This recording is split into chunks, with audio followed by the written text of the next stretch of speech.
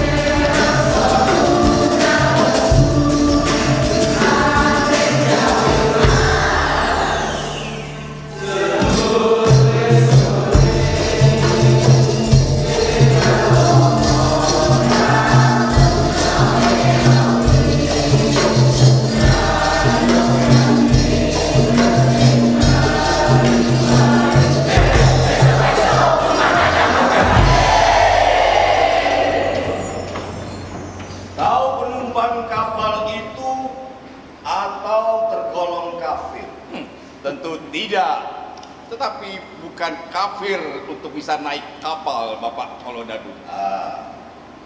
Pelajaran matematika kau waktu di SD dulu dapat nilai berapa? 100, Bapak Kolodadu.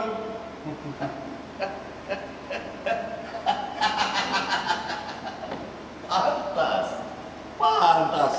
Dia hanya bisa menghitung sampai 8.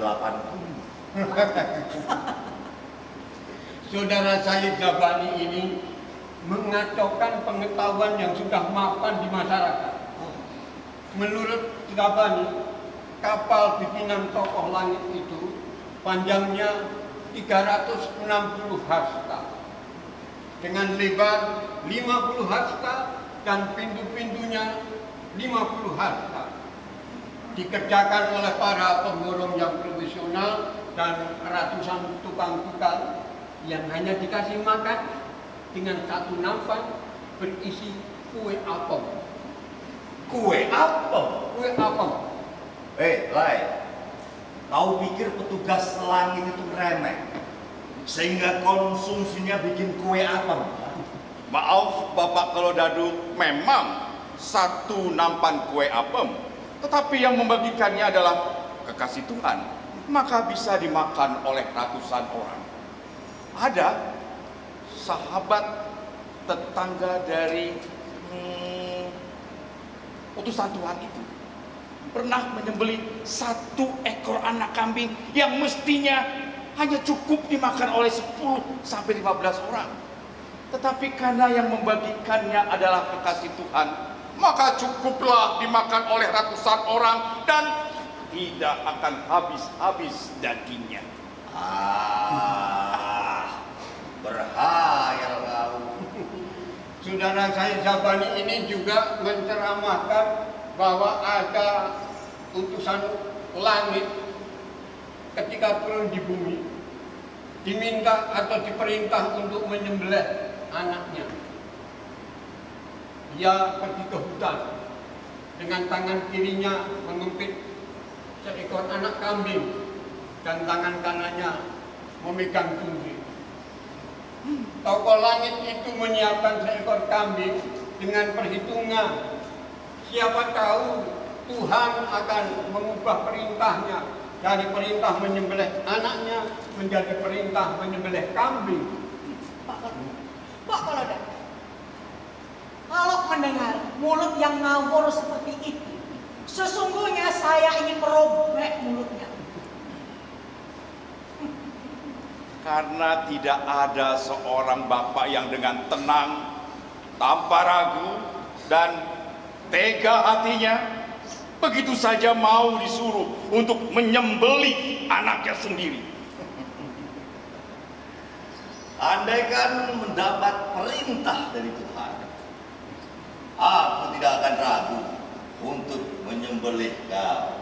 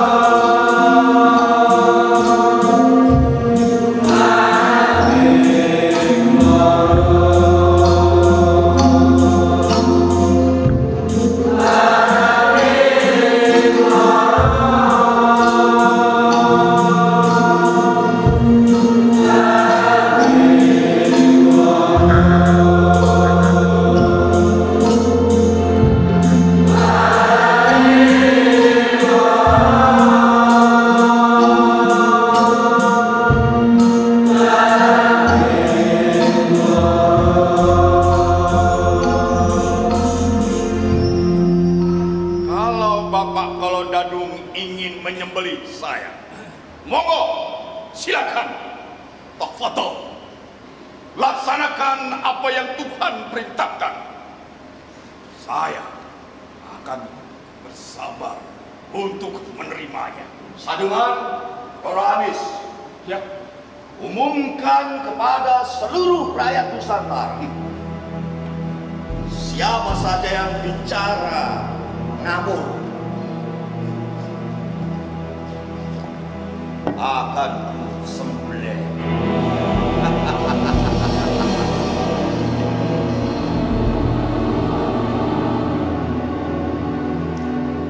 Sesungguhnya saya juga memiliki kesulitan untuk menata hati saya, Bapak Perdana Menteri.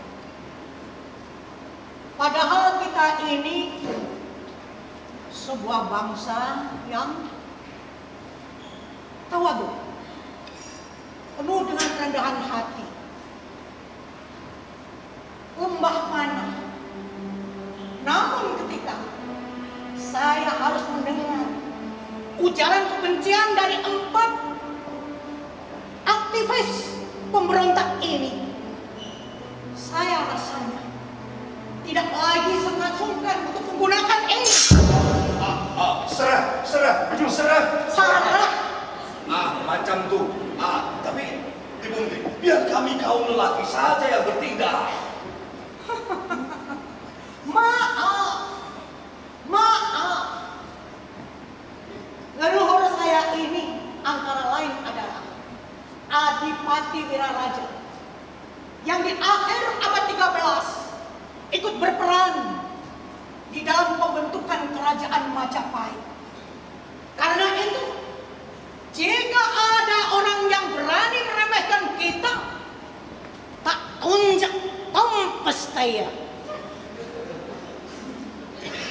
Dikira saya tidak punya catatan di ingatan saya. Apa saja yang saudara Sayyid Jabani ini ceramahkan, sakit hati kita. Yang pertama, dia mengatakan ada utusan dari langit yang sekujur tubuhnya kudisan sepanjang 18 tahun.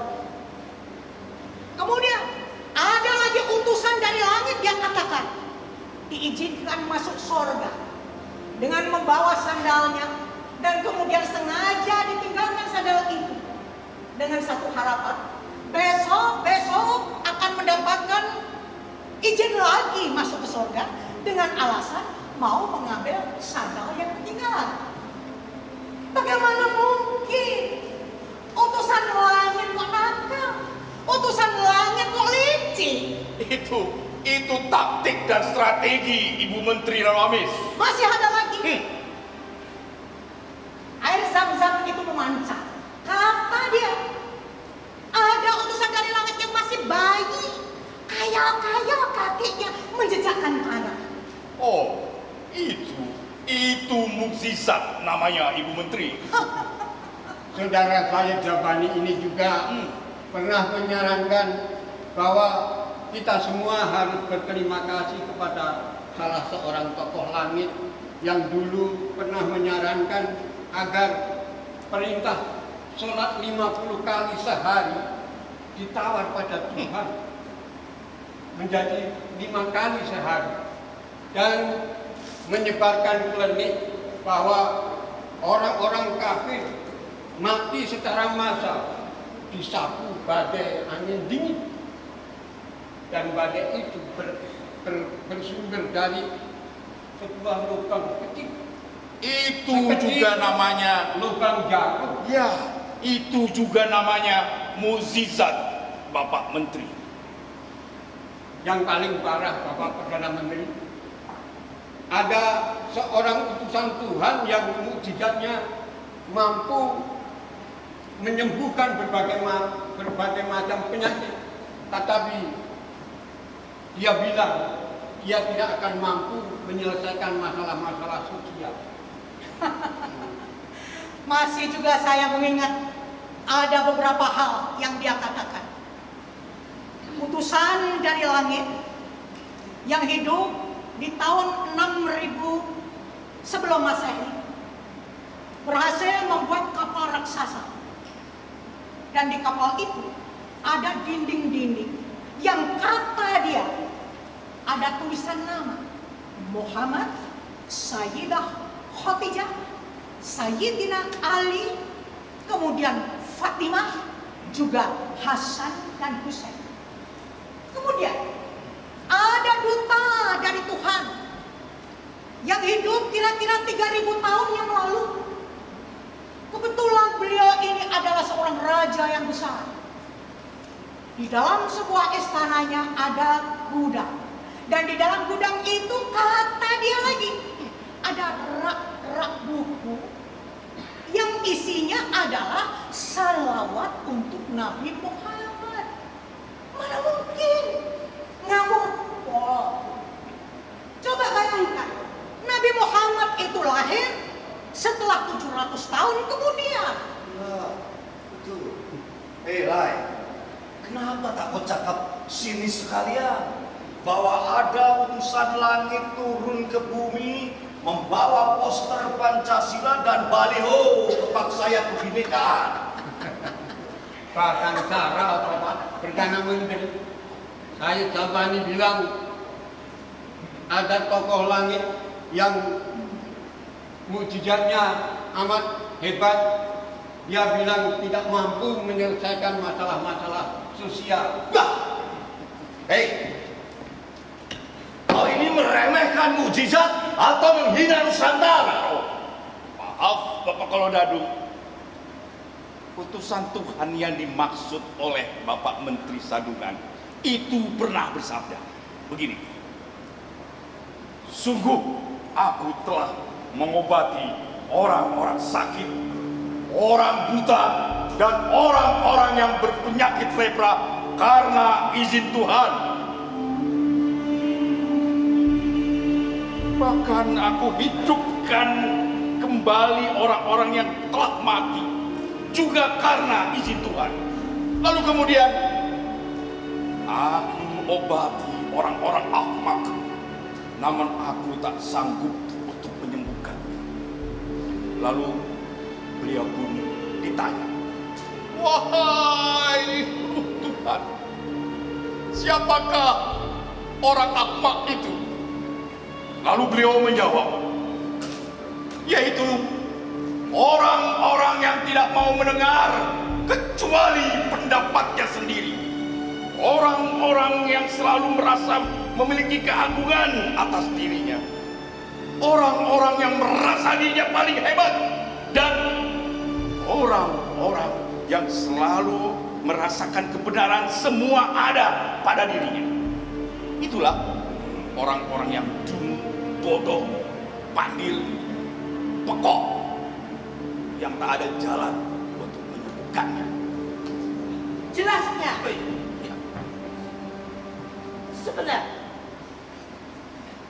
jelasnya, manusia jenis apa itulah yang biasanya menjadi penguasa yang egosentris, gugu karpe dewe, mau berkuasa sendiri, berbuat semaunya sendiri, merasa benar sendiri, adigang, adigong, adiguno. Rawal, Siap. singkirkan Zabani. Siap.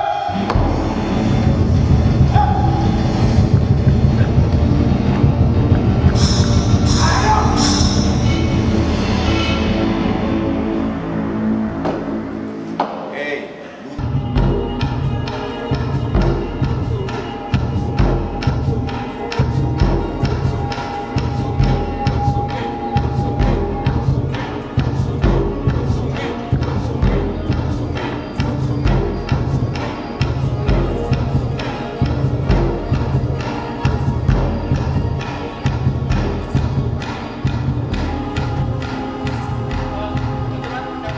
Jadi sudah jelas ya, sudah gamblang segamblang-gamblangnya kita sudah berbicara, mendiskusikan panjang lebar tentang perlindungan nasional. Ya, Pak. Saya juga sudah mencoba memproporsikan setepat-tepatnya. Tadi kita juga sudah banyak diskusi tentang bermacam-macam suku. Ada suku yang berdasarkan hubungan komunitas atau ideologis. Ada suku berdasarkan kepercayaan. Ada suku berdasarkan kepentingan politik. Dan ketimpangan ekonomi itu juga menimbulkan suku. Ya, inilah sumber dari keruwetan, biangnya perpecahan di muka bumi dan di Nusantara. Ya. Kesenjangan ekonomi, kesenjangan antara yang kaya dan yang miskin itu melahirkan suku-suku baru, kelas-kelas baru, strata baru, segmen baru, golongan dan kelompok-kelompok baru yang potensi kebencian dan permusuhannya luar biasa, sangat besar. Ya, Pak. Kami sudah sangat jelas dan gamblang, Pak. Penjelasan Pak Sakar. Insya Allah. Insya Allah, Bapak Sakar. Sudah sangat terang benderang, Pak Sakar. Kita tadi juga sudah mendiskusikan ide dan pendapat Ibu Rahmini tentang bagaimana negara diubah menjadi perusahaan atau badan usaha. Iya, Pak. Selama ini kita memang sudah punya badan usaha milik negara. Tetapi itu dikelola, dijalankan dengan dasar pikiran yang sangat bias. Kalau lihat, negara tidak bisa memiliki badan usaha milik negara. Tidak bisa. Kenapa? Negara adalah satu-satunya badan usaha milik rakyat. Jadi faktanya negara adalah BUMN, badan usaha milik rakyat. Hanya saja para pengurusnya tidak pernah menunjukkan kesadaran bahwa negara itu milik rakyat. BUMN seolah-olah milik negara, tapi nyatanya adalah milik pemerintah. Dan para pengurusnya merasa dia yang memiliki itu. Ini seperti badan usaha itu seperti perusahaan swasta. Rakyat tidak pernah diakui memiliki. Rakyat tidak pernah diperhitungkan. Jadi memang yang tepat adalah badan usaha milik rakyat. BUMR, bukan BUMN. Ya, untuk itu acara perlindungan nasional itu sangat urgen, sangat tepat untuk dilaksanakan bagi bangsa Nusantara saat ini. Jadi apa diperlukan untuk apa? Untuk melihat, untuk memperbarui cara berpikir. Dengan pembenahan cara berpikir ini, insya Allah akan melahirkan kebijakan negara yang baik, akan merubah perilaku budaya pejabat, dan mungkin akan menyelamatkan Nusantara secara meluas dan mendalam. Bung Zabani, Gus Lako, dan Nyi Rahmi, Ya Pak. dalam banyak hal Nusantara ini ditangani secara salah kaprah. Oleh karena itu, deriungan nasional sangat urgen untuk saat ini. Deriungan adalah penyatuan kembali seluruh elemen bangsa secara murni dan semerah. Peneguhan kebersamaan kembali yang selama ini bangsa Nusantara dipecah belah, dikoyak-koyak, dicabik-cabik oleh egosentrisme, kelas, dan suku. Tapi Pak Sakarya dan kawan-kawan semuanya, sebenarnya saat ini saya sangat cemas. Begini, warga Nusantara sekarang sudah banyak yang bersekolah. Mereka tumbuh menjadi manusia-manusia yang pintar dengan berbagai macam keahlian. Tapi sayangnya, justru pucuk pimpinannya dipilih tidak berdasarkan keahlian apapun, Pak. Iya Pak, biasanya begitu. Sememangnya lah, sekolah modern itu banyak melahirkan orang-orang pintar, orang ahli dalam satu hal. Tetapi dia tidak pintar dalam banyak hal atau dalam hal-hal lain. Ya. Bahkan universitas tidak menjamin lulusannya bermoral baik, mentalnya matang, terlebih di dalam kenegarawanan dan kebangsaan. Pak Sakarya, Ya, orang pintar sekolah kan belum tentu pintar kehidupan. Tetapi sarjana sekolahan tidak sama kan dengan sarjana kehidupan. Pinter dunia belum tentu pinter akhirat. Kebanyakan orang yang kita jumpai banyak yang pinter dunia tapi buta akhirat. Sebaliknya, banyak orang yang pinter dalam urusan akhirat tapi bodoh dalam urusan dunia.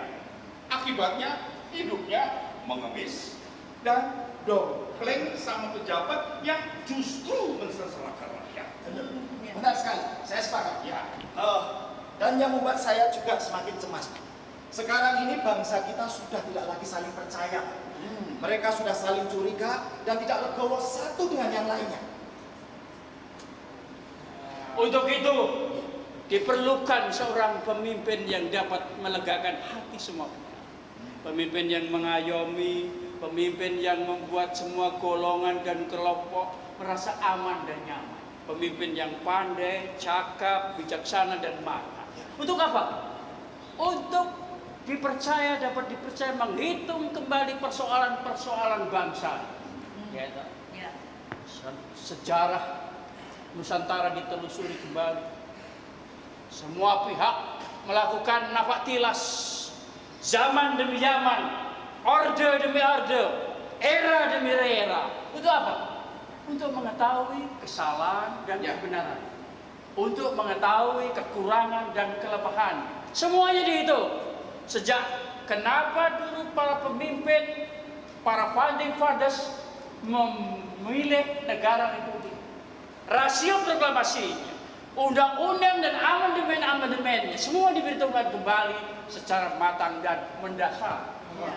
tapi hati-hati Pak, hati-hati. Kenapa? Pendapat kita ini bisa dituduh makar dan kita belum tahu pada saatnya nanti akan ditangkap. Ya. Iya Pak. Bagi kita ini adalah sebuah keadaan yang menyadarkan, tetapi bagi pemerintah ini bisa dianggap subversi.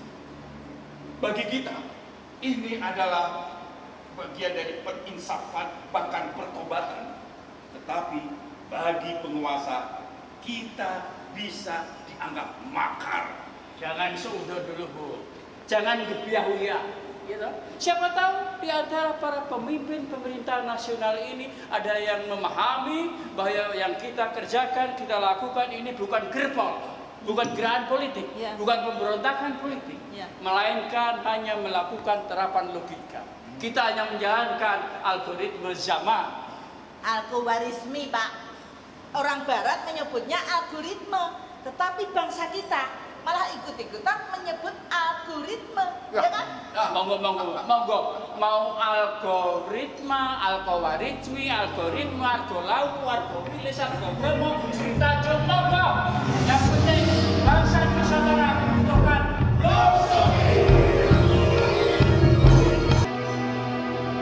revolusi. Tidak bisa ditunda lagi. Ini darurat sejarah. Keadaan di Nusantara ini sudah mencapai situasi darurat yang harus kita sikapi. Ya, kelihatannya landai-landai saja. Tetapi sebenarnya ini bagaikan api dalam sekam. Revolusi masakan. Ya, revolusi. Tapi bukan revolusi fisik, bukan revolusi untuk merebut kekuasaan. Ini adalah revolusi internal yang harus dimulai dari dalam istana. Revolusi diri yang harus dipimpin oleh sang Prabu sendiri. Apakah ini artinya bangsa ini harus lahir kembali dan memproklamirkan hal yang baru? Saya lebih suka menyebutnya lungsung, lahir kembali. Sebab kalau memakai kata proklamasi atau deklarasi itu jatuhnya politis. Bukan. Ini adalah suatu gerakan penyadaran diri kembali. Tapi maaf Pak Sabaran, bukankah itu serupa dengan apa yang tempo hari dicanangkan sebagai revolusi mental? Menurut saya, istilah itu justru malah lebih mudah dipahami loh daripada kata melungsuni yang berasal dari bahasa lokal dan primordial. Dan saya khawatir, kalau kita tetap memakai kata melungsuni, kita akan dituduh Jawa sentris. Gus, kita harus melakukan kontinuitas sejarah. Kata revolusi berasal dari bahasa asing, dari bangsa yang berabad-abad menjajah dan menyengsarakan bangsa Nusantara. Sampai hari ini kita masih dijajah dengan pola penjajahan yang diperhalus, dipercanggih, dikembangkan, sehingga kita tidak sadar bahwa sampai hari ini kita masih dijajah. Iya, sampai hari ini kita masih dijajah. Dan kata mental itu berasal dari para perampok sejarah. Nah, kalau kata melungsung itu berasal sumber dari bahasa mayoritas bangsa kita sendiri. Saya ini bukan orang Jawa asli, Pak. Tapi saya ingin mendapatkan informasi yang lebih luas lagi tentang melungsung. Sebenarnya setiap makhluk Tuhan itu mengalami melungsung dengan pola dan caranya masing-masing. Hanya saja ketika kita mendengar kata melungsung itu konotasinya terus ulang, hanya ulang. Tapi andai kan ular yang melungsung, hanya ular, terus ngomong. Kenapa? Karena ular itu fakta yang dahsyat. Ular sedang patuh menjalankan jauh untuk menjaga keseimbangan alam, untuk menjaga ekosistem. Sebab apa? Coba bayangkan, kalau tidak ada ular yang melungsung ini, maka tikus-tikus akan berkembang biak secara merajalela. Karena apa?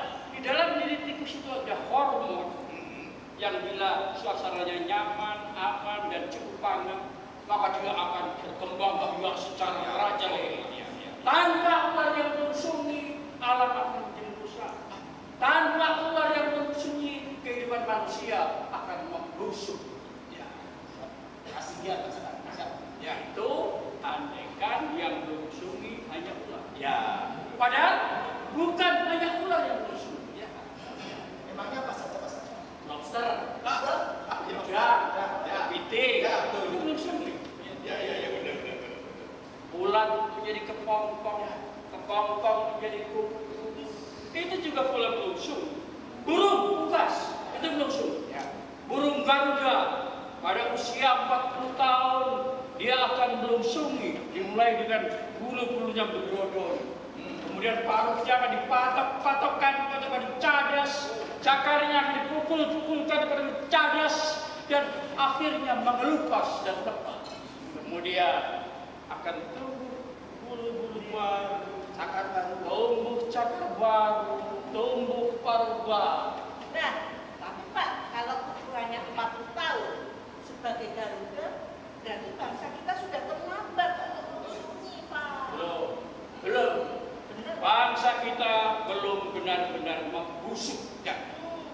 Jadi belum terlambat. Hanya saja memang iramanya perlu dipercepat, eskalasinya perlu dipercepat. Untuk apa? Agar kita tidak benar-benar kehilangan keseimbangan. Ya. Berlangsungnya keseimbangan alam namanya ekosistem. Ya. Kemudian ilmunya adalah ekologi. Nah, saat ini kita harus mengembangkan, memperdalam, memperluas ilmu yang lebih dalam lagi. Namanya ekosofi. Ekosofi adalah pemahaman tentang metabolisme, keseimbangan alam yang bersandarkan diri pada aturan-aturan Tuhan. Apakah bisa disebut metamorfosis? Atau reinkarnasi? Apapun istilah, jadi prinsipnya adalah melungsung. Ya. Peradaban yang berkembang itu namanya melungsung.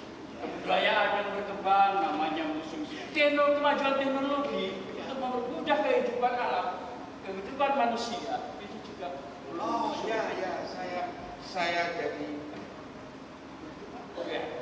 Saya jadi teringat dalam satu firman Tuhan dikatakan, bagaimana kamu bisa ingkar kepada Tuhan padahal tadinya mati. Dia hidupkan kembali kamu, kemudian dia matikan kamu, kemudian dia hidupkan kembali kamu, dan pada akhirnya dia kembalikan kepadanya. Ini kan sangat jelas kepadanya.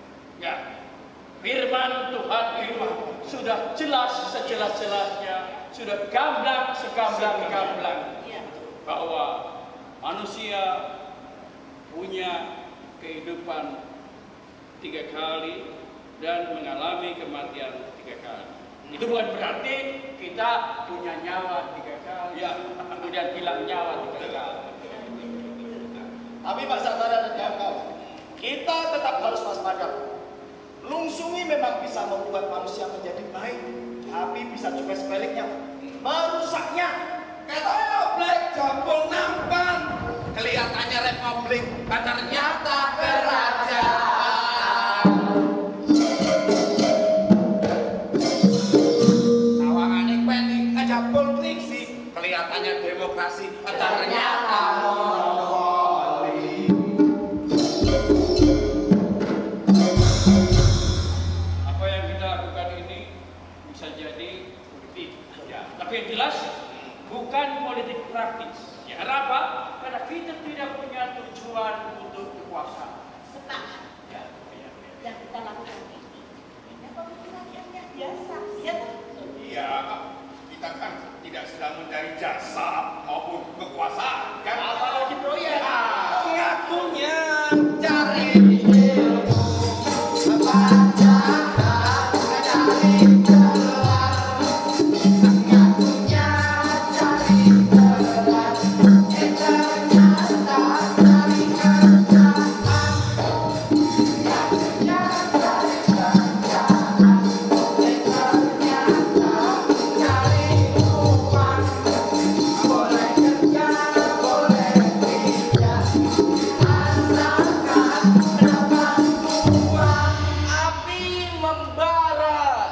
minyak jelantah, merasa negara padahal pemerintah. uang rakyat disebut uang negara, kemudian disulap jadi uang pemerintah. Kita juga tidak sedang kerasukan setan. Ya. Kita ini sudah tua, Pak.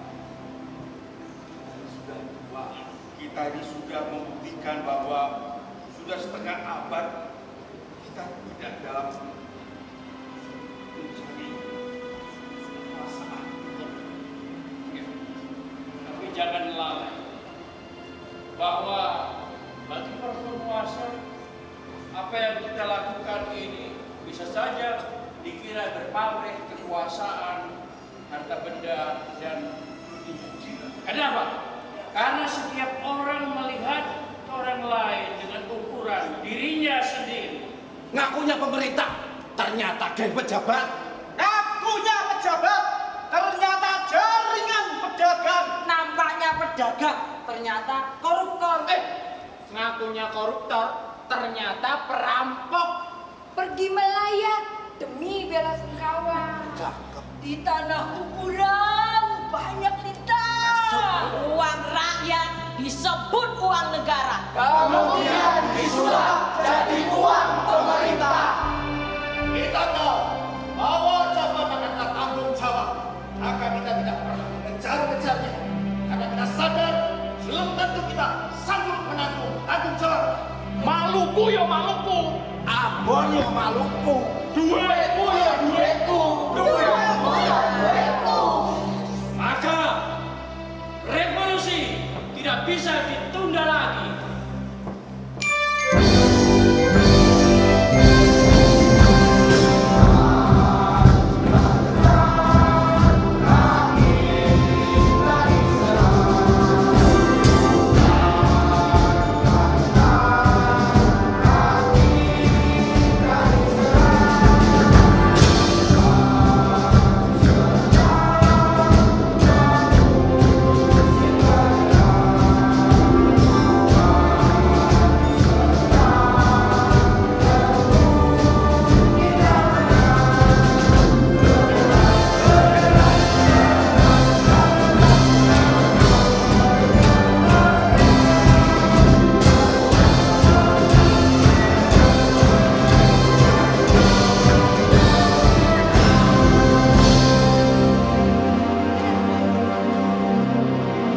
Sadungan, Roro Amis, Iya, Pak. ada apa ini? Kok aku dengar di mana-mana ada rame-rame? Bukan apa-apa, Pak. Kelihatannya mereka hanya kumpulan orang-orang bingung. Ya, tapi ingat Sadungan, kalau itu demo, aku sikap. Gak jelas. Semuanya gak jelas. Cuma muter-muter saja itu, Pak. Aspirasinya apa juga gak jelas. Cuma brak-bruk itu ya. Ya, baiklah Bu Menteri Roramis. Tidak peduli mereka atau dia atau kamu. Persetan mau Jisamsu 234, 212 atau siapapun saja. Kalau ada yang coba macam-macam kepada pemerintah, aku habisin. Tidak perlu, Bapak Perdana Menteri. Faktanya mereka itu sudah habis. Mereka itu hanya ekor cecak yang lepas dari badannya. Tidak ada kelompok, tidak ada pergerakan yang bisa bergerak apapun, yang bisa mampu melakukan apapun terhadap kita. Rakyat semua sudah patuh, sudah jinak, sudah membisu di bawah kepemimpinan Sang Prabu Durgandolo. Utamanya atas kebijaksanaan dan ketegasan Bapak Perdana Menteri Kolodado.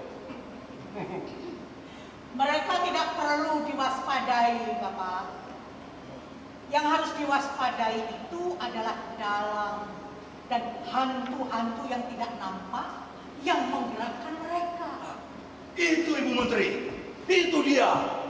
Cari siapa mereka. Kerahkan para intel dari kepolisian atau militer kita untuk menyelidiki dan mengidentifikasi siapa saja mereka itu. Kantong-kantong, kampus-kampus, pesantren-pesantren, semuanya lakukan tracing dan tracking. Sundelo. Bravo! Siap! Cari mereka! Siap!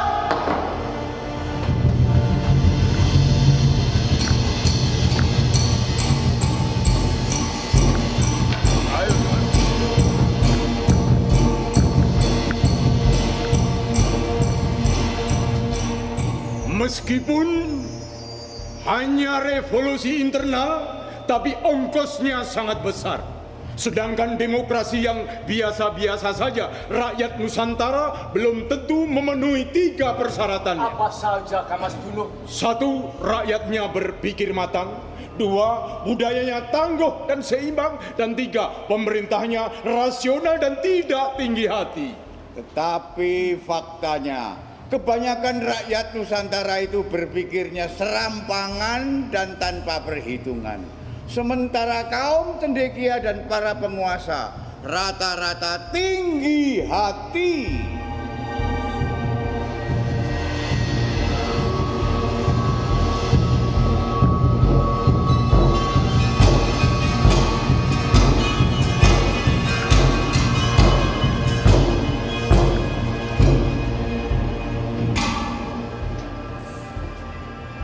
Sudah jalan tahanan masih ngomong revolusi. Dasar pemimpi. Revolusi itu tidak cocok untuk budaya bangsa kita. Mimpi dan berkhayal itu bukan tradisinya Nusantara. Awak, buka sel tahanan. Siap, siap.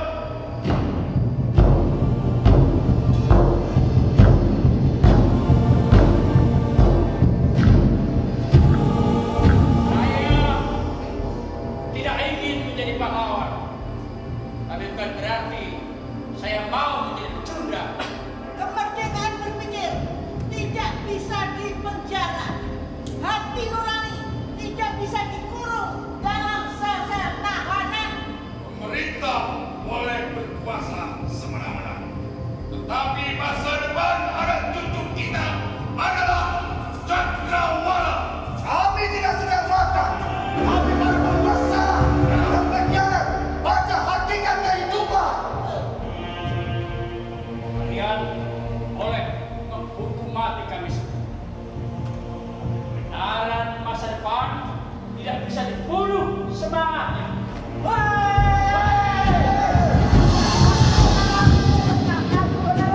Jangan dibuka pintu demokrasi. Bahkan kebebasan berpendapat, Pak. Selamatkan masa depan Nusantara.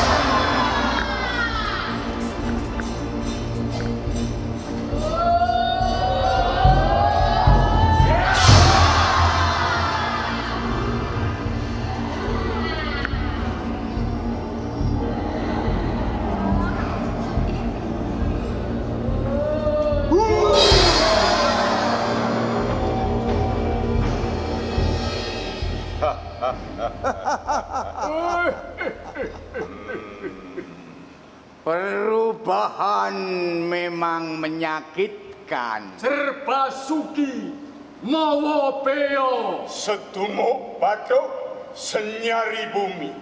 Saya khawatir bangsa asuhan kita ini akan mengambil pilihan untuk menunggu hancur dan mati konyol daripada tirakat melungsungi.